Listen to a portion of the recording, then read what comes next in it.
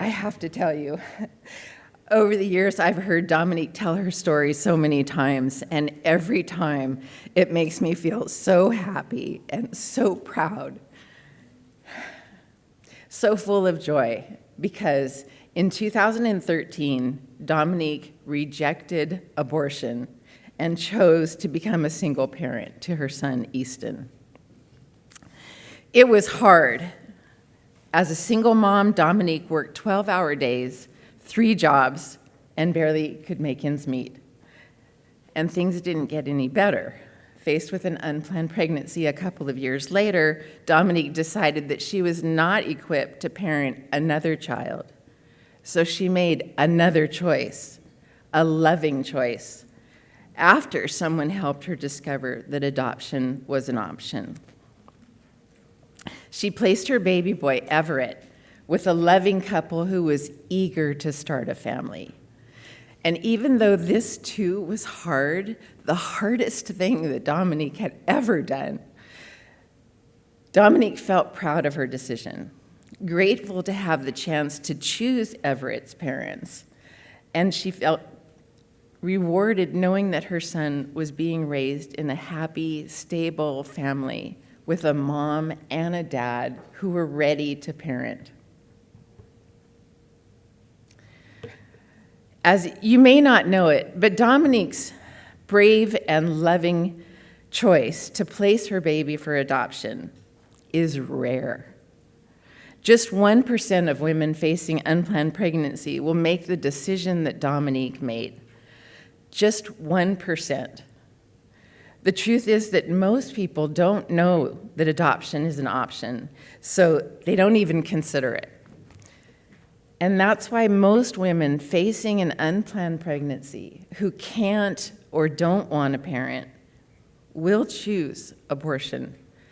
They do this because they're determined not to parent, no matter how much encouragement they receive, no matter how much help and support they get, no matter how many resources they're promised. Women who make this decision know for sure that parenting is impossible for them at this time in their life. And that's tragic, but it's true. When women can't or don't want to parent and face the choice of abortion or single parenting, abortion to them seems like the only choice. In addition, when a woman's facing an unplanned pregnancy, she's afraid. That news strikes fear in the heart of 3 million women every year in this country. These 3 million women don't want to be pregnant. They're afraid of the bodily changes and the weight gain. They're afraid of losing relationships. They're afraid of labor and delivery, and they're afraid to parent. So they choose abortion out of fear, unlike Dominique, who chose adoption out of love. Again, it's tragic, but it's true. When women facing an unplanned pregnancy feel afraid and face the choice between abortion and single parenting, abortion to them seems like the only option. These are rare truths, and they're hard for all of us to hear, but especially hard for all of you, the 70 pro-life lawmakers in this room who fought so hard for so many years to build a culture of life, to defend the rights of the most vulnerable, to encourage motherhood and fatherhood, strengthen families, and help women safeguard their physical, mental, and emotional health. On the other hand, maybe these raw truths are really a wake-up call because they compel us to ask 2 important questions. First, what is our pro-life community doing to help women facing an unplanned pregnancy, just like Dominique, who either can't or don't want to parent? Are we helping them to discover that adoption is an option? Second, what is our pro-life community doing to help women facing an unplanned pregnancy who are afraid to be pregnant? Are we helping them to see the downsides of choosing abortion, the physical, serious harm that abortion does to a woman's physical, emotional, and mental health? Are we reaching them soon enough before they face that unplanned pregnancy, since 1 in 4 teens will get pregnant by age 20? Are we helping them to discover that adoption is an option? I believe these issues are a big gap in our pro-life agenda. So what can we do about that? All of us have a role to play. We can take the time to encourage, to educate, advise, and motivate a young woman facing an unplanned pregnancy to consider adoption. Because when we do that, young women 50% of the time are more likely to be choosing adoption. And as lawmakers, you have an even bigger role, because there's another raw truth. The laws on the books in most states today make it easier for women to choose abortion and much harder for them to choose adoption. Here's the first problem with our laws. They don't shine a light on adoption. You might not know it, but information about adoption as it's actually done today is missing from the curricula in public schools. I know of only 2 states that mandate adoption education, and those are Idaho and Arkansas. Plus, information about fetal development, which can affect people's views on adoption and abortion, isn't taught in most public schools either, except in North Dakota and Tennessee, which passed the Baby Olivia law, many thanks to the hard work done by Live Action.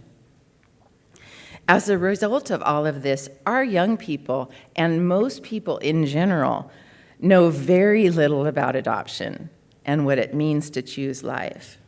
There's a lack of education about adoption, so there's a lack of awareness about adoption, which makes it harder for young women, the 1 in 4 who will get pregnant by age 20, to see adoption as an option.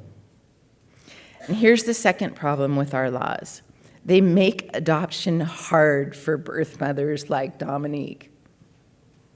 In fact, there are obstacles every step of the way for birth mothers. For example, court calendars are overloaded, so the hearings to finalize adoptions get delayed for weeks and weeks. Therapy and counseling are often not even offered. And too often, adoptive parents break their promises to these birth mothers. And when that happens, the birth moms are heartbroken. Our laws make a birth mother's journey harder than it already is, and much harder than it has to be. So even if a young woman facing an unplanned pregnancy has the good fortune to discover that adoption is an option and then begins to consider it, she will soon find that the laws in her state are very unfriendly to her. As people working to build a culture of life, we can do better. And as pro-life lawmakers, you can take the lead. You can champion legislation that shines a new light on adoption and makes adoption easier for birth mothers, so more women choose it. It is possible. Because this year, in March, after working many long hours in the great state of Idaho with many fine lawmakers just like you, we got 3 bills passed into law. The first law, introduced as Senate Bill 1308, mandates adoption education. Today, public schools in Idaho providing information about contraception or sexually transmitted diseases must also provide information about adoption, current practices, local resources and support, and the Safe Haven Act. In addition, public colleges and universities that are dispensing contraception or testing for disease must provide information about adoption as well. This law is groundbreaking and makes Idaho the leader in adoption education. The second law, introduced as Senate Bill 1368, bans unlicensed matchmakers from placing children for adoption. That's because the matchmakers take most of the budget, but don't have the trained staff, don't deliver the needed services, and don't know state laws. Today, only licensed professionals, either agencies or attorneys, can arrange adoptions in Idaho. The third law, introduced as Senate Bill 1309, removes the cap on birth mothers' allowable expenses and cuts the red tape. So these two laws supporting birth mothers reduce the cost of adopting and increase the quality of services for birth moms. I am grateful and proud of the lawmakers in Idaho who said yes to adoption and birth mother support. And 3 of these lawmakers are here today: Senator Tammy Nichols, Representative Jason Gallagher, and Representative Heather Scott. Thank you for your support.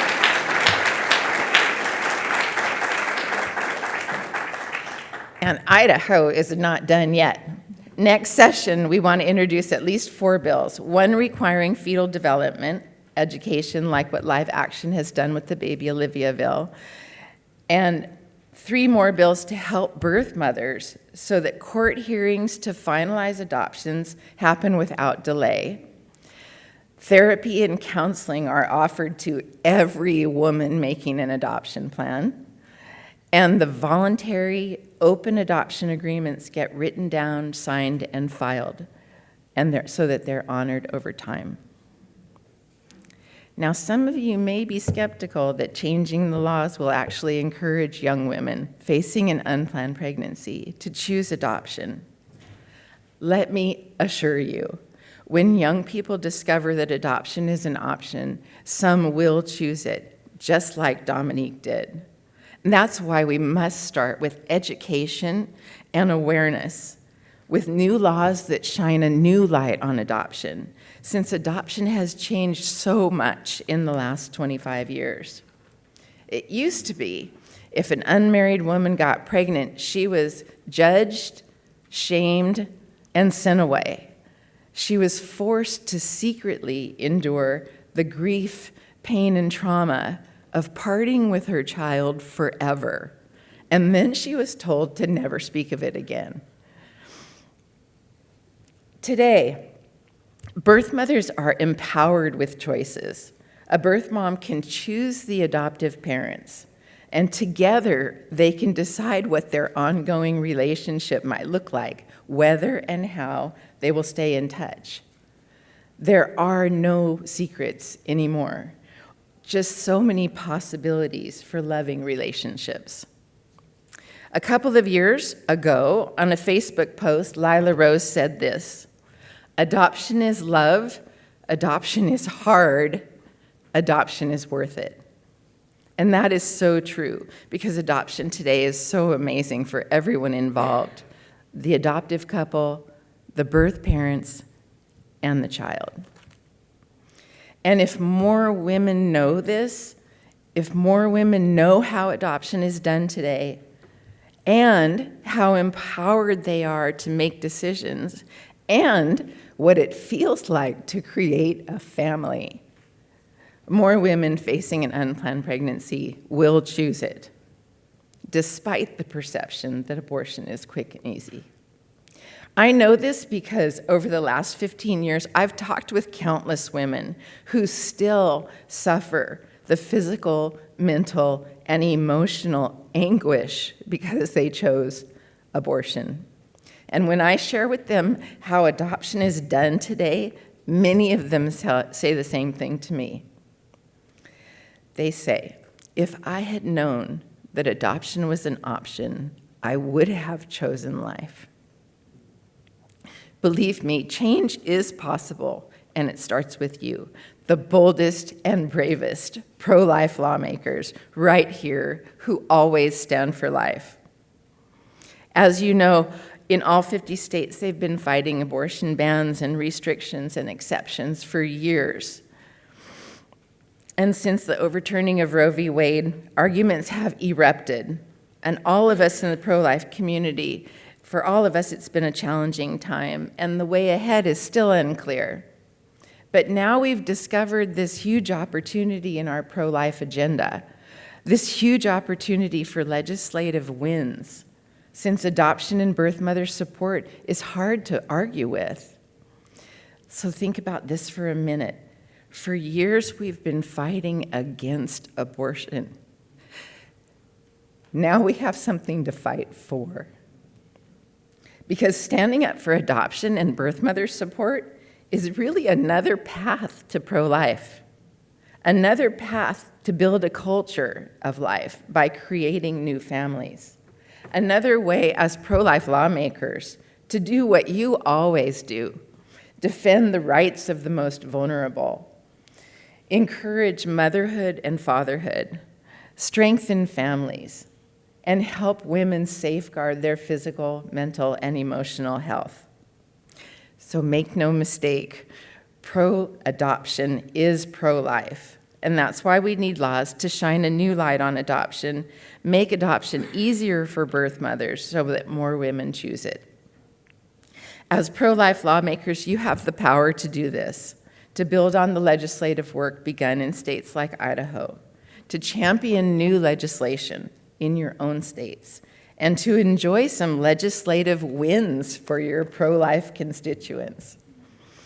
At every step of the way, I would be honored to help.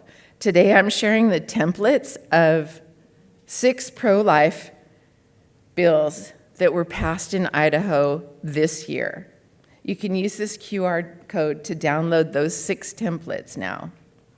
And later, if you need a speaker, if you want information on adoption best practices and why they're so much better and healthier than before, just call me. If you need testimony before committee, I'm there, either in Zoom or in person, whatever works. So let's get to work. Let's fight for adoption and birth mother support, another path to pro-life. This path is rational, this path is real, and this path is within our reach. So the only question now is, will you take it? Thank you.